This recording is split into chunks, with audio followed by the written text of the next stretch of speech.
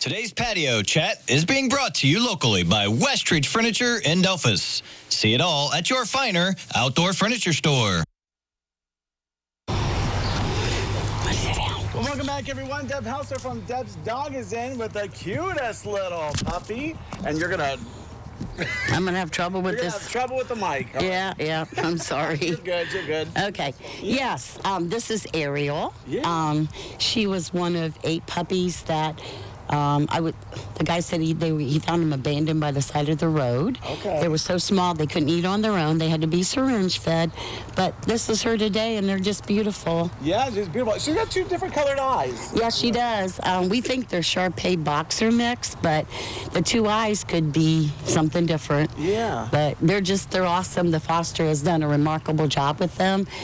They're mostly house trained, not to say a puppy won't have an accident. They know how to sit and shake.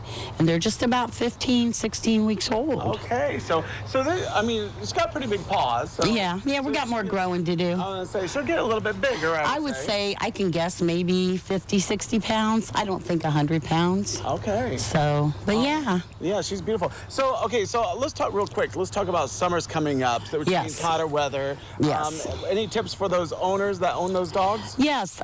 Typically, we like the animals to be inside during the hot and the cold.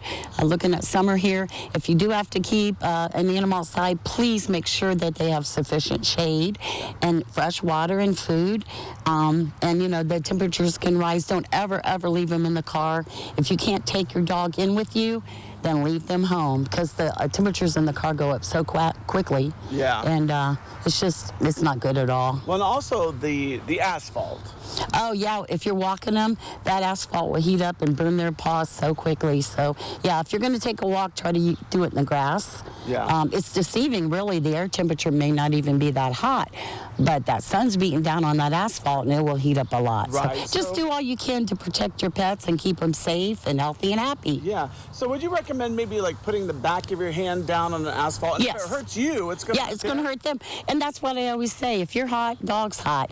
If you're cold, if you're, I always treat them like little people. So, but yeah, just check it out with the back of your hand. And if it's hot, it's too hot for their feet. Yeah. Now, if somebody is interested in this beautiful puppy, because she is really She's good. She's being so good, too. Yeah, she's adorable. So how do they go about adopting this? They just need to contact me. You can find me Facebook, Hotmail. Call me up, and we can talk about it. And we're all looking. We have so many animals looking for homes. Yeah. And a lot of them are on the older side, and they all need homes, good, loving homes, and that's why we do what we do. Well, there's a pet for every kind of person and lifestyle. And you know what? I've been doing this so long, I try really hard to find the right fit for the family and the dog or cat. That's really, really important, because when I adopt these animals out, I want it to be for their lifetime. Yeah. That's the commitment I'm looking for. Yeah, and you can always start by looking online, but you really need to meet them. You need to talk, and I'm more than happy to tell you everything I can about them. Since they're in foster homes, I can get a lot of that information. Yeah. And that that's really good, because it helps them to find the right home. Right. And like I said, I'm very willing to share anything I can to make sure it's a good fit. Now, if somebody has another pet already, can they bring that pet along?